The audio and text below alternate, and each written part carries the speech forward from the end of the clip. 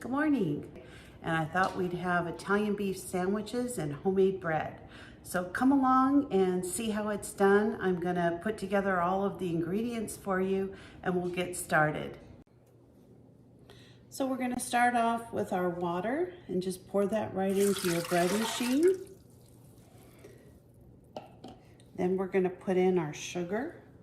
And we put in a little bit of sugar so that the yeast can actually, wake up and start its day, do its thing. And then we're gonna put in a packet of yeast.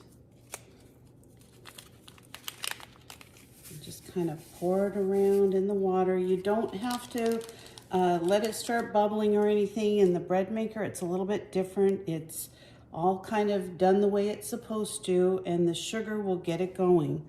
Then we're gonna put in 1/4 cup of oil,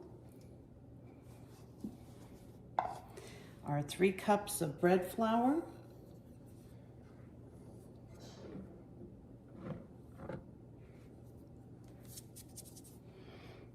and 1 teaspoon of salt. So all I'm gonna do is close the lid. My dough cycle, all I have to do is select it and hit start. So next we'll get started on our Italian beef sandwiches. We've got our bread, kneading and getting all ready for our to be baked in the oven a little bit later. And right now we're gonna get started on our Crock Pot Italian sandwiches. These are really good, and I have some leftover, I guess these are T-bones from last night. I had a party and had a little bit of leftovers, so I decided to make them into Italian beef sandwiches. Wow, these smell so delicious. They've been in the refrigerator all night, and I can't believe we had leftovers because we don't usually have any steak leftovers, but a couple people didn't come last night to our little going away party. So anyway, we have a little bit of goodies that we can put together and enjoy for tonight. So I'm just gonna cut off a little bit of this fat. I know some people really enjoy eating it.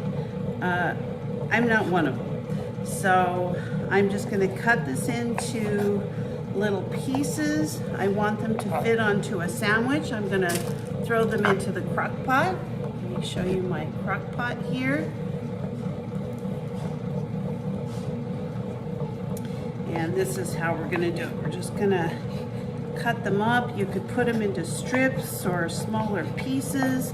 I just want them to fit onto a roll tonight, and they're gonna make just a really delicious sandwich. Okay, so we cut our beef up into little chunks. I put them into the crock pot. Now I'm gonna add 1/4 cup of, I like to use the seasoned rice wine vinegar.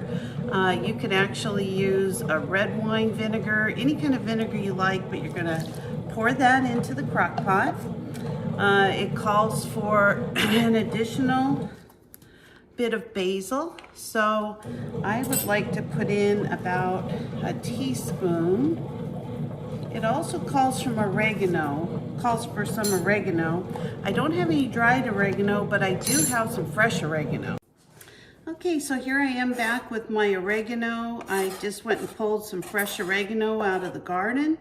I washed it. Now I hear a lot of people say these days that they don't wash their herbs. They just pick them and dry them and do these different things. Well, I hate to tell you, but herbs are like anything else. They're gonna have bugs, especially if you're growing anything organic. So oregano is in the pot. I also added 1.5 cups of chicken broth. So as you can see, it's all kind of mixing together in here. I added my basil. I'm gonna add a little bit of garlic, and they say 1 clove. I actually have some crushed garlic, so I'm gonna add about a little less than a teaspoon. And then it calls for 1 cup of, actually not a cup, but 1 packet of onion soup mix. So I'm gonna add that to the mix. And then it also calls for some Italian seasoning, dry Italian seasoning. So all I'm gonna do is open that up and pour that in there. And then I'm gonna give it a good mix. Smells delicious already.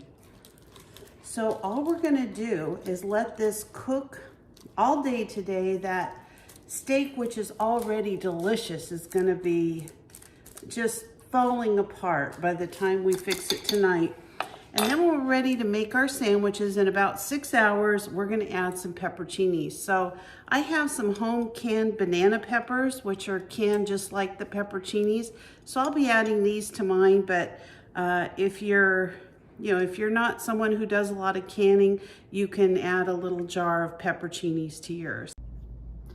This is how the dough turns out after the bread maker gets it, to the point where we're gonna put it in the oven. So I thought I'd show that to you and show you just how I get it ready to put in the oven. So when we take our dough out of the bread maker, all we're gonna do is put it onto a little bit of a floured surface, and we're gonna get ready to put it in the pan. So we're just gonna take out that little metal piece that mixes up your dough. Mine's right here, kind of stuck in here. So this dough is gonna be a little bit tacky. So we're just gonna add a little bit of flour, not much. We don't need to knead it. It's already, been through the process of making the dough perfectly ready to bake. I just put a little bit more flour on it just to get it so that it's the size of the bread pan. So it's really easy to do. The bread machine's done all the work. All we're gonna do is try to make it into a little loaf. So that's about all I do to get it ready. I'm gonna take a little bit of spray, put that, you can use butter, you can use oil. I just find this is the easiest. Just give it a good spray. You can also use a non-aerosol spray if you prefer. And just gonna put it in your pan. That's it. So now we're gonna put it in a 350-degree oven, and we're gonna bake it for 30 minutes. And I put a little bowl of hot water in there just to give a little bit of steam while we're cooking it. And I'll show you the results when it's done. Well, here's my beautiful bread that just came out of the oven. I'm just gonna put a little bit of butter on the top of it. And I'm gonna let it cool down before I cut it. We probably won't have it until tonight, but you can see how easy it was to make it get the dough rising in the bread maker, and how easy it is to run it through the oven. It came out absolutely perfect. I don't know if you can see all the 4 sides. The top's nice and brown and golden. So we're just gonna let it cool here and enjoy it tonight with dinner. Well, dinner's almost ready. I got the homemade bread made and our Italian beef. So I'm gonna put together the sandwiches and show you. So this is how this Italian beef turned out looking. It looks absolutely delicious. As I said, I used the T-bone steaks. I added pepperoncinis. I'm gonna place the recipe down below so you can make this if it looks like something you're interested in. My husband chose to have his on a potato tonight, and I'm gonna have mine on a roll. So let me show you what it looks like, and see if you can resist not making this. So here's his. I'm gonna put some of this wonderful sauce on it.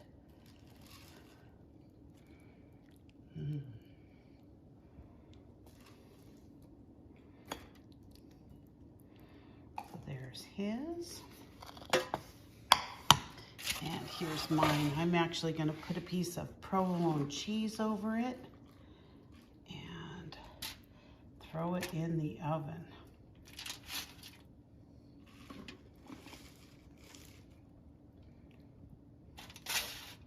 Trying to keep the camera away from all this steam. Some don't get all steamed up. And a little bit more too.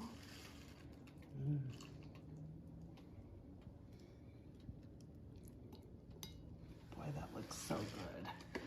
I wish we had smell-o-vision so you could smell what this tastes like and what this smells like.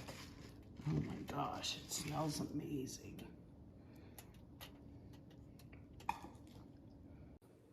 Now on both of these, I'm gonna put a little bit of provolone cheese on. I'm gonna put his right over the potato.